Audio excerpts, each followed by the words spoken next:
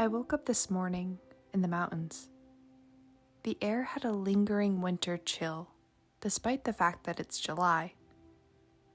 The sun had just risen, so I slipped on the same hoodie I always have for days like this.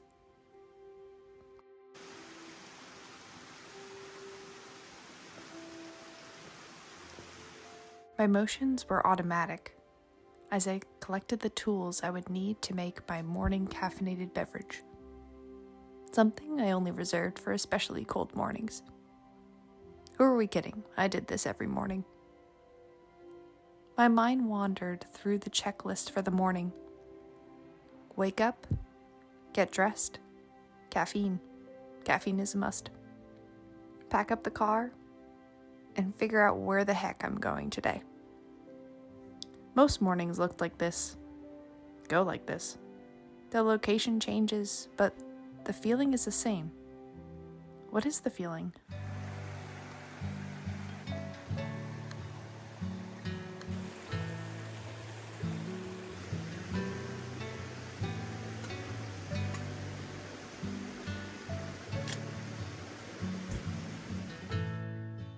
As I wait for my water to boil, I find myself crouching, listening, and I let my mind drift.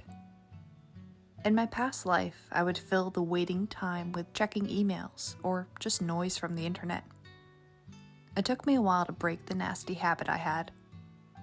But after having unreliable service that broke the habit for me, I don't find myself reaching for my phone anymore when I have to wait. I didn't realize how much I filled my days to the brim with information, but mostly useless noise, until I was forced into the quiet.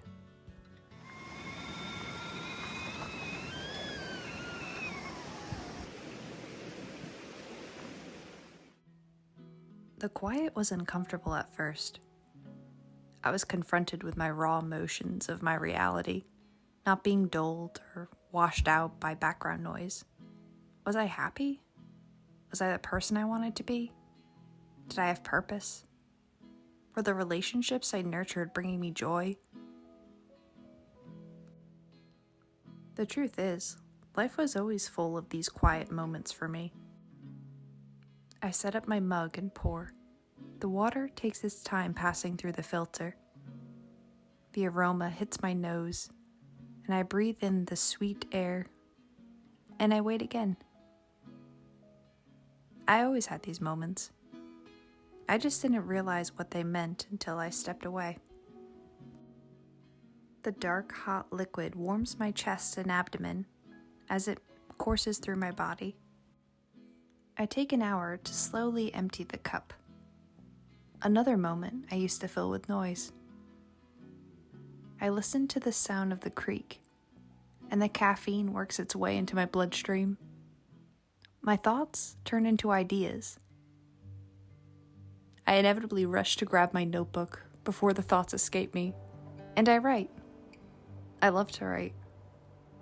I stopped writing when I got my first job, as I didn't see the purpose of it anymore. I only filled my days with things I thought had purpose to the path I was on, which was finding a well-paying career, creating the perfect relationship to turn into a marriage, saving for a house with a fence and a dog. And everything else I loved in life slowly fell to the wayside by my own design. My hands often have a hard time keeping up during these caffeine-induced writing sessions. The writing is sloppily scribbled down onto the pages in hopes I'm able to decipher the chicken scratch later to type it up. I tried typing it directly, but my computer seems to kill the creative flow for some reason. The sun has fully risen now, and the sun, as well as my very hot bean water, warms me to the point where the hoodie is hurting me more than helping. I strip it away, and I put it in its spot for the inevitable chill tonight. The same hoodie, the same spot, a different place. What is this feeling?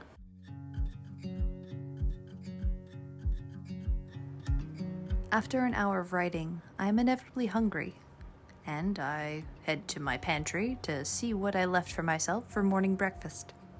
I sigh. Pancakes again. A happy sigh, mind you.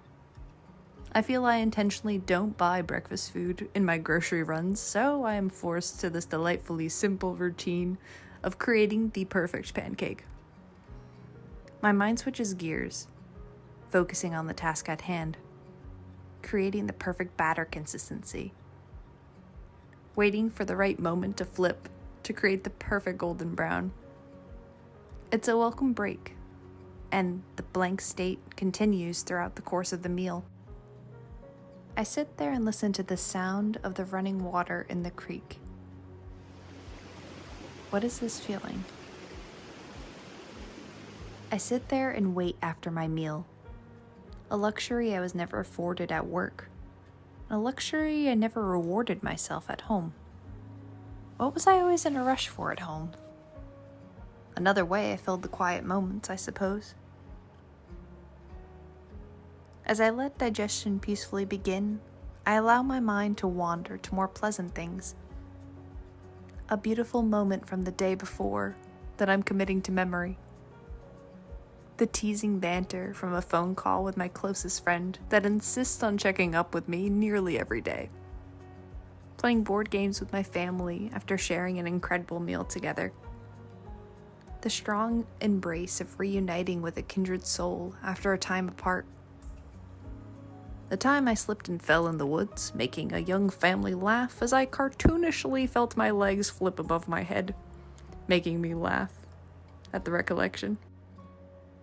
My hands reach for the dish soap, sponge, and towels, no longer having to think about where I put these things anymore. I wet the sponge and begin my least favorite chore on the road, knowing it's never as terrible as I build it up to be. What is this feeling? I dry the dishes and return them to their home in the front seat of my car. I laugh at the thought. My kitchen, all in a tiny blue bin. But the thought doesn't upset me, rather spreads a warmth through my chest. Everything I have, I use. Nothing is without purpose, or two, or three. Thinking back to my apartment filled with things I hardly used, but hoarded like my life depended on it. When it came to giving it all away, though, I was ready, and I hastily emptied the whole thing in 2 days. My muscles ache at the thought of the weight of it all. I grab my electric toothbrush, the one electronic I haven't been able to give up. I always feel absurd using my solar panel to charge this thing, but I love it, and so I keep it. Now that I think of it, everything I have in my car, I enjoy, except the dish soap and sponge. I finish brushing. Packing up my car for the day never takes long. I make the bed.